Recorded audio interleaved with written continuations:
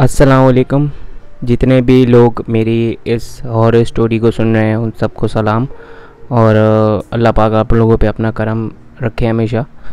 तो मेरी जो कहानी है वो मेरी नहीं, मेरी अम्मी की एक बहुत दूर की रिश्तेदार हैं और मेरी अम्मी ने मुझे वो कहानी सुनाई थी, तो वो मैं आज आप लोगों से शेयर कर रहा हूँ। तो आज से तकरीबन 20 से 22 साल पहले जब हमारी अम्मी वगैरह टीन एज में होती थी, छोटी थी, तो अम्मी बता रही थी कि वो लोग कंबाइन फैमिली में रहते थे। वो उनकी कज़न थी, तो वो जो अम्मी की कज़न है असल में उनके साथ ये हादसा पेश आया था। बहुत से बुरे बुरे किस्म के जादू होते हैं, काला जादू जिसे कहते हैं, उसमें भी इकसाम होती हैं। और इसमें जो सबसे डेडली होता है, जो सबसे ख़तरनाक होता है, जिसमें चांसेस नहीं होते बचने के, वो होता है हांडिया वाला जादू। जिसको भी पता होगा हांडिया के बारे में वो जान सकते हैं कितना ख़तरनाक ये जादू होता है। खैर, एक बार शाम के वक्त मेरे जो अम्मी की कज़न है वो बैठी हुई थी अपने गैलरी में। पहले बाहर निकलने का इतना टाइम नहीं होता था, लोग नहीं निकलते थे एक दूसरे के लिए, मतलब कहीं खेलने जा रहे हैं तो घर में ही लड़कियां बैठती थी वो अपने सहन में। तो एक हांडिया उड़ती हुई जा रही थी और वो उनकी टकराए सर पे और उनकी गैलरी में आके गिरी। अच्छा, हांडिया में इतना कुछ था नहीं, बस एक कपड़ा लगा हुआ था और एक सफ़ेद कलर का धागा उसके आसपास बंधा हुआ था। खैर, हांडी जो थी वो उनके सर से टकराई और सहन में गिर गई, टूट गई। खैर, जो भी थे उनके वालिद वगैरह और ये सब ने देखा, तो लोगों ने इसको सीरियस नहीं लिया। उन्होंने बोला चलो कोई बात नहीं, एक हांडिया ही तो है, इससे ज़्यादा क्या चीज़ है। तो इन लोगों ने सीरियस नहीं लिया।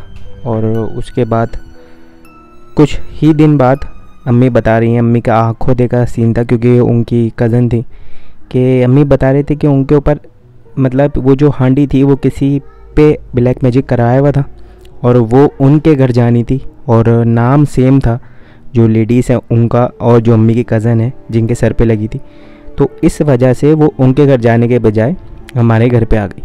मतलब अम्मी जो बता रही हैं उनके सहन में उनके सर पे आके लगी, नाम सेम होने की वजह से। और विदिन ए डे, कुछ दिनों में ही उनके साथ सीन्स शुरू हो गए, बहुत बुरे बुरे। उसमें से एक मुझे याद है, मुझे अम्मी ने बताया कि उनके ऊपर इस हद तक ख़तरनाक ये काला जादू हो गया था कि वो जैसे मकड़ी नहीं चलती दीवार पे, तो दीवार पे भी वो चल जाती थी। और आप अगर लेटे में और छत पे आपको कोई दिख रहा है, जैसे छत है, तो उस पे भी वो चल सकती थी। उनके हाथ पैर चिपक जाते थे और वो अजीब तरीके से रिएक्ट करती थी, जैसे कोई जानवर रिएक्ट कर रहा है ना, जैसे जानवर होता है इस टाइप की वो चलती थी। चारों पैर, मतलब 2 पैर 2 हाथ ऐसे होते थे ज़मीन पर और वो कंटिन्यूसली भागती थी। खैर, उनका बहुत जगह पुछवाया, बहुत जगह मज़ार लेके जाए, बेहतरी नहीं आ रही थी। तो एक दिन गेट बजा। अम्मी बता रही कि अम्मी के अब्बू ने गेट खोला और एक कोई बंगाली टाइप का आदमी था। उसने बोला कि मैं आपकी बेटी के लिए आया हूँ। तो हमारे जो अम्मी के अब्बू थे, नानू ने बोला कि क्या काम है तुम्हें। वो वैसे ही तंग आ चुके थे, काफ़ी अरसे से उनके साथ ये सीन्स हो रहे थे, बहुत बुरी हालात हो गई थी, कमज़ोर भी हो गई थी वो। तो बोलने लगे कि आपकी बच्ची का मुझे पता चला है तो मैं आया हूँ। तो नाना ने बोला तुम्हें किसने भेजा। तो उसने बोला मुझे किसी ने नहीं भेजा, हाँ बस आपकी बच्ची के पास कुछ ही घंटे ख़त्म हो जाएगी वो। तो ये सुन के नाना गुस्से में आ गए। नाना ने उसको धक्का वगैरह दिया और गेट बंद कर दिया। और फिर 5 मिनट बाद गेट बजा, नाना ने गेट खोला तो वही आदमी खड़ा हुआ था गेट पे और नाना को बोलने लगा कि नाना का नाम वहाँ पे लोग बाबू बोलते थे उनको, और उसने उस नाम से पुकारा कि बाबू आपकी बच्ची के पास सिर्फ कुछ ही मिनट हैं, बच्ची ख़त्म हो जाएगी। तो वो ये चीज़ सुन के नाना को थोड़ा सा हैरानगी हुई कि उसको मेरा नाम कैसे पता चला। नाना ने उसको बुलाया अंदर और बोला कि क्या मसला है। बोला कि वो बंगाली बोला कि मैं आमिल हूँ और मैं आपकी बच्चे का इलाज करने आया हूँ। नाना ने बोला कि ऐसे कैसे इलाज करने दूंगा, पहले दिखाओ कि तुम में है क्या, कि तुम क्या कर सकते हो। जाहिर सी बात है कोई किसी के क्या फ्री में क्या भलाई करेगा। तो नाना ने उससे बोला तुम क्या कर सकते हो। तो उसने अपने बैग में से 3 छोटे छोटे जानवर निकाले जो मुझे अम्मी ने बताया। एक आई थिंक बंदर था, एक शेर था और एक हाथी टाइप कुछ था। लकड़ी के थे छोटे छोटे से खिलौने।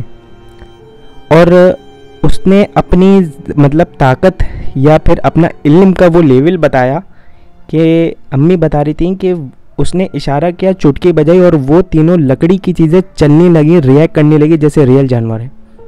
ये सब देख के सब डर गए और नाना ने भी मान लिया कि हाँ ये वाकई में कोई पहुंचा हुआ आदमी है, तो शायद ये उनकी बेटी को बचा सकता है। खैर उसने अपना इल्म शुरू करा और कुछ ही हफ्तों में उनकी बेहतरी होने शुरू हो गई, हालत बहुत हद तक नॉर्मल हो गई। और जिस दिन वो माशाल्लाह से उनको एक भी फिक्स नहीं पड़ा था, एक भी कोई ऐसा सीन नहीं होता जो पहले रिपीट होता था, उस दिन नाना ने सोचा कि मैं उस बंगाली के उस आदमी के पास जाऊं जिसने इसका इलाज करा। तो बहुत ही ढूंढ ढांड के पहुँचे एक जगह पे, वहाँ पे पता चला कि भाई इस घर में रहता है। तो उस घर के बाहर टेंट लगा हुआ था।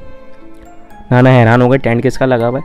तो नाना ने पूछा तो पता चला कि उसी आदमी का, वो जो बंगाली था, उसका इंतकाल हो चुका था और उसी का वो टेंट लगा हुआ था। और जब लोगों से पूछा कि वजह क्या थी इंतकाल की, तो बोले कुछ नहीं, कल तक ठीक था और आज अचानक इंतकाल होगी। तो नाना और अम्मी लोगों को कहीं तक ये लगा कि वो जो हांडिया थे, वो जो हांडी थी, उसका जो काला जादू था, उसने हमारी जो कज़न थी अम्मी की, उनको तो बचा लिया, लेकिन उस जो आलिम था, जो बंगाली था, उसकी जान ले गया। और ये बात आज तक समझ में नहीं आया और मैंने अम्मी से इतना पूछा भी नहीं कि अम्मी कि उस आलिम की कैसे जान गई। लेकिन मुझे अम्मी ने एक बात बताई थी कि ये जो हांडी है, ये जिसका जो इल्म होता है, ये किसी न किसी की जान लेता है। तो अगर वो आलिम नहीं होता तो शायद आज अम्मी की कज़न, जो कि माशाल्लाह से अभी भी हयात हैं, वो शायद हम में नहीं होती। तो अल्लाह ताला की मेहरबानी होती है कि वो ऐसे वसीले, ऐसे इंसान भेज देता है जो लोगों की ज़िंदगियाँ बचा लेते हैं। तो ये स्टोरी थी मेरी, जो कि मैंने सोचा कि आप लोगों से शेयर करूं।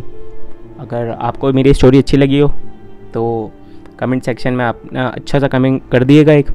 और अगर आपकी भी कोई इससे रिलेटेड स्टोरी है या कोई और स्टोरी है जो आप मुझे शेयर करना चाहते हैं, तो आपको डिस्क्रिप्शन में ईमेल मिल जाएगी, वहाँ आप अपने ऑडियो के ज़रिए भी भेज सकते हैं और ईमेल मतलब टेक्स्ट के ज़रिए भी मुझे भेज सकते हैं। मैं अपने शो में ज़रूर उसको शेयर करूँगा। तो फिर मिलते हैं नेक्स्ट वीडियो में। अपना बहुत सारा ख्याल रखिएगा। अल्लाह हाफिज़।